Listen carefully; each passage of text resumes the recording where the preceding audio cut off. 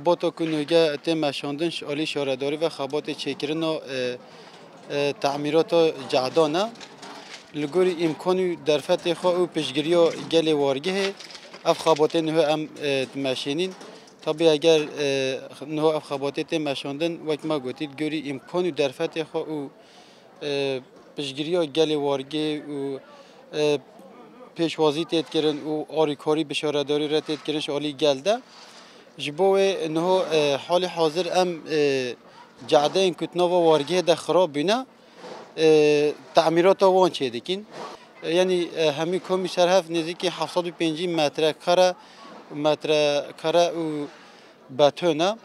به شکلی چکرنا ویش قناغا اکمین ام او بتونه هی یا کون یا کو خراب بی 15 سال هاتی چکرن که خراب برینوگه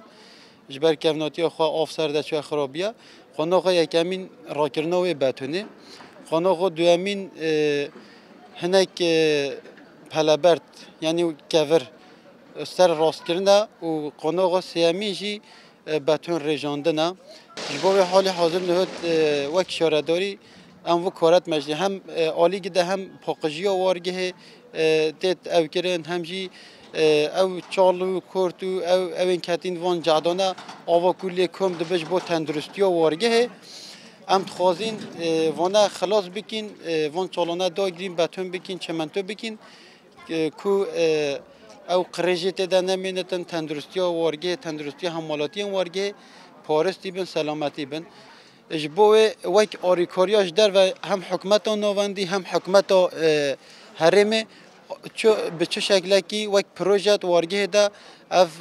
نزی چند سالانه سه حتی 4 سالانه چه آریکاری کی وکی پروژه وارگه ده عالی جعده وش عالی آوه وش عالی اوه و چه پروژه پیش نکرد یا گل وارگه الگوری وک شارداری وارگه الگوری امکانی درفت خو آوا خو و جعده خو و خبات خو نو وارگه ای الکتریکه یا آوه به چه پاکجی به ام دمشینین اول سالانه ما کمپین و کمپین خرابونه شد آریکاریش ده و جبو منه هاتیه امروزی کور وقت ملات بشکریا شارداری خود دکن واره خود چه کن همی خرابونه بهن بیکتنه جبو نخواهشی و آنها هم هنگ بپاریزن ام آریکاریا شارداری خود کن بشکریا واد کن حتی 20 روزه که ایشالا کار ما یه دوام بگه خلاص بده